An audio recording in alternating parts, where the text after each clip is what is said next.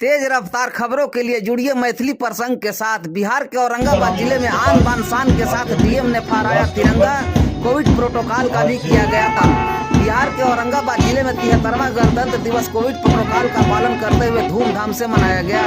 समारोह शहर के ऐतिहासिक गांधी मैदान में आयोजित किया गया, जहां स्काउट गाइड के बच्चों ने राष्ट्रगान की प्रस्तुति दी। वहीं सैफ बिहार पुलिस होमगार्ड के जवानों ने परेड किया।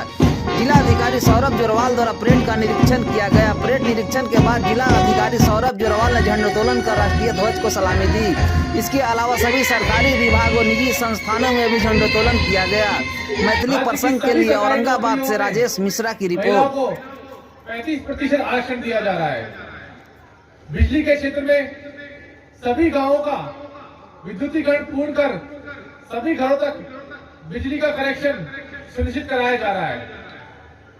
बिहार के हर नागरिक को स्वच्छ पेयजल मिले, इसके लिए सभी घरों में नल का जल की सुविधा सुनिश्चित कराई जा रही है। सभी संपर्क विहीन बसावटों को पक्की सड़क से जोड़ा जा रहा है एवं गांव और शहरों में गली और नाली का निर्माण कराया जा रहा है। हर घर में शौचालय की व्यवस्था की जा रही है। जिला एवं अनुमंडल में उच्च व्यावसायिक एवं तकनीकी शिक्षा की समय की व्यवस्था की जा रही है।